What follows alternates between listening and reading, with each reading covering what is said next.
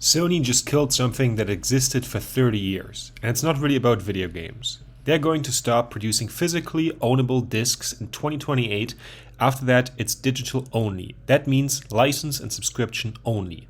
This is not the first time that this has happened, and it's not going to be the last. It's not just the typical examples like CDs, vinyls going to streaming services, and software going from boxed to subscription. It's always about increasing the amount of times you actually pay for something. And with now subscriptions also creeping into physical appliances and into vehicles, it opens up the topic of right to repair, because another way of making you pay over and over again is built-in obsolescence. Not only that, we have been already dealing for years with subscriptions in cars, like the famous BMW subscription for heated seats, but also this is creeping into the motorcycle realm, with electric bikes sometimes having the highest power levels hidden behind subscription, and often tech features like navigation, geofencing and so on, and applications for your mobile phone are hidden in a subscription on many different motorbikes. One example of that is the CFMoto I recently had on the channel, which in some markets has that behind a paywall that is around $40 a year. To me, it was always a foreign concept of having a car financed. My family always had their cars paid in cash, and then always a cheaper car, and that's also how I did it. And then all of a sudden I realized that everyone around me has their vehicles on finance. And even though a vehicle is a physical thing, it's not that far away of how it is with a subscription for a software or a streaming service. Remember when this piracy warning made torrenting look like the coolest shit ever? Of course I would download a car. Especially after seeing this warning talking about a backfiring campaign. It seems to be not just about PlayStation discs anymore, but about the habit of owning anything. Another aspect when it comes to not owning media physically is that the shelf life is a lot shorter, because technically you're only buying a license that can be revoked at any point in time. And this is not some theoretical assumption that never comes to fruition. PlayStation recently removed a bunch of movies from people's libraries that they paid for, and a lot of movies are in general really tough to find ever since streaming took over. And sadly, the thing that pushes people into subscription models, not only for media, is that the short-term cost is lower and people often can't afford to buy things outright anymore. However, what can we actually do against this? First of all, only spend the money you have. Don't take advantage of services like Klarna that give you like small loans for like clothes and stuff. Try to take benefit of overconsumption with buying a lot of stuff used. The majority of stuff that you want, someone else has already bought, and you can get it for far cheaper, and you can make your money really go quite far with that tactic. This also goes for used cars. Even though used cars got a lot more expensive in recent time, there's still plenty of good stuff on offer.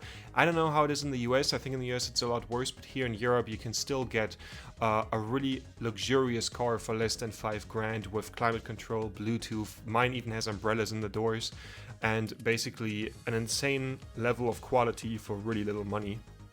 That's something you should definitely be taking advantage of. Also, make the conscious effort to own physical media, not just discs of games and movies, but also books. And don't buy them online, buy them at the local businesses that are kept alive through this practice, that basically still grant you the access and support them with it, and also take part in the local community events that often happen around bookstores and so on, because it brings a lot to actually the place where you live as well. And if something is not available as physical media, don't buy it. It also makes sense to redefine your definition of ownership. If you own something, can you fix it? Because if you can't fix it, you can't maintain it and you lose it. And it's important to look into the skills so that you can fix these things, both with electronics and with vehicles. With vehicles, it's a bit easier. Have one reliable form of transportation and get something super cheap and learn how to do it there. It's good to start with motorbikes, because these skills transfer over to cars, especially with 4-cylinder motorbikes, and then you figure out as you go. Huge and really important, because a lot of garages charge obscene prices that no one can afford anymore. I recently had a broken light bulb for my engine light, and I got quoted €800 for that to be replaced, because you would need to replace the whole instrument cluster, but the instrument cluster is $60 and the amount of labor is in less than an hour. So genuinely crazy, the kind of prices that are being charged, and it's very, very good and a very freeing feeling when you manage to make yourself free from that. In general, the cheaper the better, because that prevents you from things owning you instead of you owning things. For example, if you have a really expensive car that you're too worried to drive a dent into, you can't drive the thing anywhere. I did this, I had a motorbike that cost me $500 and I went to basically everywhere with it, commuted with it, drove all the way to North Africa with it, and I never had to worry about it because it wasn't that expensive. And over time I also learned to maintain that machine myself, and I now still own it, and I always know whatever happens, this is going to be fine because I can keep it running completely independently. In general, it's important to avoid as many restrictions and dependencies as possible, which is more important than ever now with, for example, gas. All of us are really dependent on gas. Reducing your dependency on that with different kinds of mobility, for example, a bicycle. A bicycle is so underrated. It's genuinely one of the greatest inventions ever. They're fun to drive. They're great. You can go really far with them, like surprisingly far, especially if you have a road bike. And for city navigation, it's absolutely amazing. And you don't even need a license or a license plate for it. Absolutely great. And also, it's not all just doom and gloom, because once you start doing these things, you discover that they are pretty fun and increase your general confidence and are just a good time. From cycling through your city to building little projects that give you more independence. For example, they then inspire you to do different things as well. I never thought about doing gardening, and after completely learning how to repair my vehicles, I really wanted to get into gardening next. And also, these projects don't always have to be functional in some sense. I, for example, have this beautiful motorcycle desk that really nicely fits my apartment with a really nice couch and 2 lamps that I basically got for free instead of spending a lot of money at IKEA, and it feels so nice. And coming up with little things that can make the place cozier.